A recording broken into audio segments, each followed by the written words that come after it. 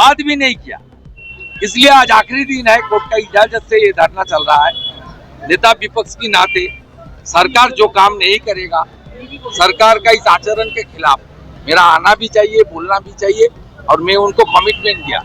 মমতা বন্দ্যোপাধ্যায়কে কটাক্ষ করলেন রাজ্যের বিরোধী দলনেতা শুভেন্দু অধিকারী। শুক্রবার ওয়েস্ট বেঙ্গল ডিজাস্টার ম্যানেজমেন্ট ও সিভিল ডিফেন্স ফাইটার অ্যাসোসিয়েশনের ডাকে নবান্ন থেকে অদূরে মন্দিরতলা বাসস্ট্যান্ডে ধর্ণা মঞ্চে উপস্থিত ছিলেন বিরোধী দলনেতা শুভেন্দু অধিকারী।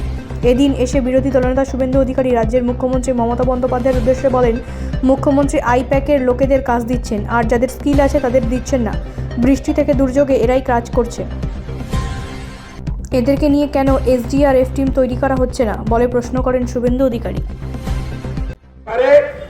বড় বড় আইপিএস দের কাছে যেতে পারে, তারা 25 টাকা রেখে 75 টাকা মুখ্যমন্ত্রীর কাছে পাঠিয়ে দেন। নবান্নতে পাঠান না, কালীঘাটে পাঠান। এটা সবাই জানে।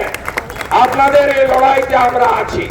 আমি বিরোধী দলনেতা নিশ্চয়ই একটা রাজনৈতিক দলকে প্রতিনিধিত্ব করে। আমার রাজনৈতিক দলের নাম বিজেপি। আমি বিরোধী দলনেতা যেদিন থেকে হয়েছি, এই সরকারি দলের দ্বারা যারাই অত্যাচারিত পীড়িত হয়েছে, আমি তাদের পাশে দাঁড়িয়েছি। এটাই হলো রাজ্যের বিরোধী দলনেতার কাজ।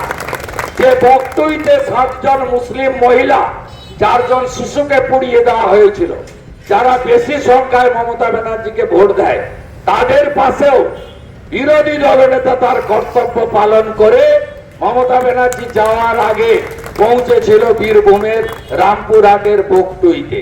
তাই কোন রাজনৈতিক উদ্দেশ্য না এনে আপনাদের এই লড়াইকে সমর্থন করার জন্য আমি এখানে এসেছি। এবং আমাদের যে স্বল্পকালীন বিধানসভা হবে, আমি আপনাদেরকে পাঠিয়ে দেব। কবে বলছি, আপনারা যাবেন আমার চেম্বারে বসে আপনাদের ওই লড়াই বিধানসভার ভিতরে শুনে আসবেন নিজের কানে। এবং আগামী দিনে এই লড়াইকে তীব্র করুন। এবং ফেব্রুয়ারিতে ভোট ঘোষণার আগে যদি সমাধান না করে, কাকে ভোট দেবেন জনগণের উপর ছেড়ে দিন। কিন্তু আপনারা সবাই বলবেন নো ভোট টু মমতা।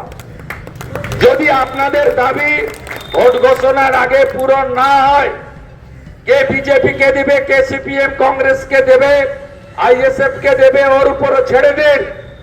আপনাদের একজনের সরকারে আমার যদি কোনো ভূমিকা থাকে, আপনাদের এই দাবি পূরণ করার জন্য এই রকম রাস্তায় বসতে হবে না। কথা দিয়ে গেলাম আপনাদের কাছে। সব ভাইরা বোনেরা। ব্যুরো রিপোর্ট, রাষ্ট্রীয় প্রসার বাংলা।